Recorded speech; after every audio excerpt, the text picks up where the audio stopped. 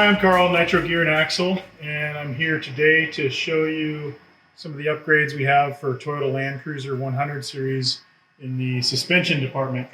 100 series has been a kind of special vehicle for me back when this business was new. It's one of the vehicles that I had, and developed a lot of products with that vehicle. It was a daily driver, put hundreds of thousands of miles on it. We actually have been offering upper control arms for them for over 10 years, but we've got a new design and we added all the other Toyota lineup to them. But I felt the 100 series deserves some special attention with some explanation as to the benefits, because the stock torsion bar suspension is definitely lacking in terms of travel and ride quality, and I'll kind of show you some of the reasons why. So this is typically what we see on, probably one of your most common setups for a 100 series Landcruiser. Old man EMU shocks, torsion bars, coil springs. Not a bad suspension setup by any means, but what we do see is a lot of people trying to crank too much lift height with that setup. There's actually torsion bars on this model, so the torsion bars set the ride height. So you can adjust the preload and put more preload to raise the vehicle. So in stock form, the suspension limiter is actually the shock. So most aftermarket suspension kits for the 100 series use a stock length shock. So right now, with the vehicle up in the air, the suspension is drooped. Okay, this vehicle's been lifted maybe only about 1.5 inches or so, and we measured it only had 2 inches of droop, which is about the minimum amount that you need for a vehicle to even drive decently. When you go over potholes and other features in the road or off-road, you want the wheel to be able to droop to take up that slack. And another thing is because it's lifted via the torsion bar and there's a lot more preload on the suspension, this shock is forced to full extension every time it droops out, and it only has 2 inches to move. So there's an extreme force forcing this shock to full extension. If we unbolted it right now, it would just boom, it would just drop. So the solution is longer shocks so you can get more droop from the suspension. But to do that, there's a couple things that need to be addressed. One, this factory control arm ball joint is pretty much maxed out. So if we had a longer shock, it could droop too much and then run into problems such as separating the ball joint, which would be definitely not good. Also, there's not a lot of room in here just because of the shape. If you're running a larger diameter, longer shock, it's going to droop more and can hit the body of the shock. So the control arms we make are a tubular design, give you more room there. Additionally, when it's lifted, it does affect the steering geometry, and you can benefit from more caster, so the arms have more caster built into them.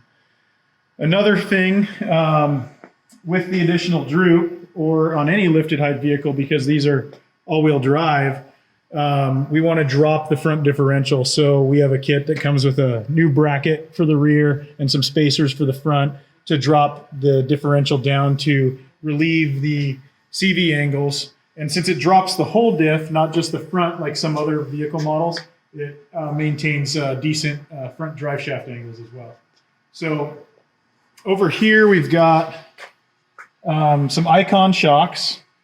These were developed by IKON specifically for our kit. We sent them the components, and they had a 100 series there that they actually spec'd out the shocks to the lengths that would work with the control arms and the valving. The 100 series torsion bar setup is pretty unique, and because it's always trying to force itself to full extension, the shocks require an extreme amount of rebound dampening, a lot more than most vehicles. And one of the reasons we like the IKON Shocks is they actually took the time to valve them specifically for that. And talking with their head engineer, he even said, man, these things need a lot of rebound dampening, which some other aftermarket shocks don't take into consideration. On my 100 series that I used to have, it was a big deal because it had a supercharger, and all-wheel drive vehicle, lifted supercharger, you'd stomp on the throttle and it would have a lot more torque steer And once I went to the IKON setup with, the valving definitely helped control that big time. So we've been offering these for quite a while now. I just figured we'd do a video to kind of explain it and show it. This is the stage 1 kit. So it comes with a 2.5-inch diameter internal floating piston shock. There's no remote reservoir. The stage 2 upgrades to a remote reservoir, and stage 3 has compression adjusters on the remote reservoir. The stage 1 kit is a 2.0 diameter rear shock. The other stages are also 2.5 front and rear with remote reservoirs. This is the control arm.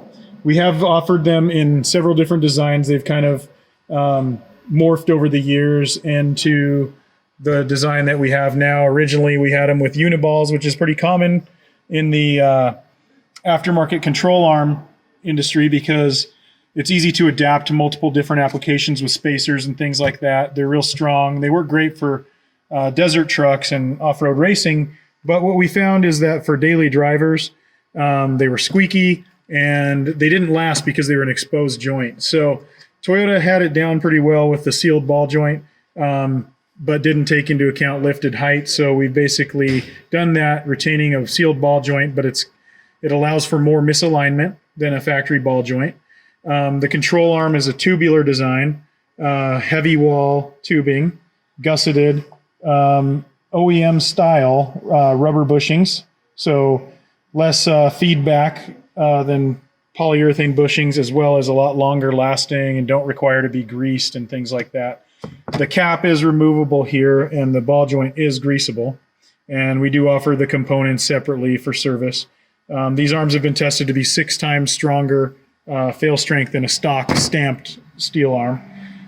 There's also a bracket here to mount your ABS wire without having to use zip ties. So, you can see quite a bit of difference here.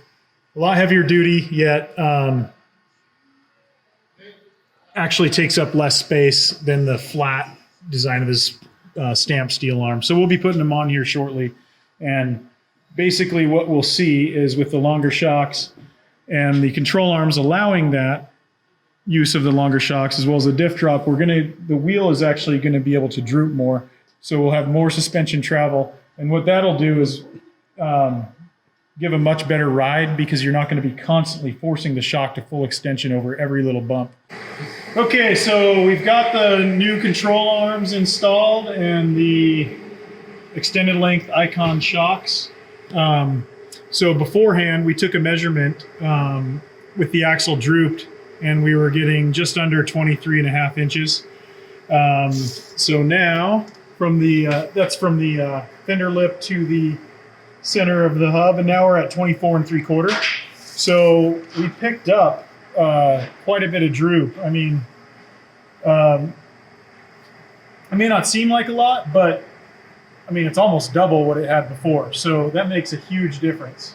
And in terms of ride quality and the amount of stress that's on the shock at full extension is significantly less. So we've picked up, a substantial percentage of increase in wheel travel, but, almost double the droop, which is where the ride really comes from on these. You can see the diff drop is installed. Drops the differential with this bracket, spacer here and a spacer back there. Cool. So now we'll get it all put back together and off for alignment.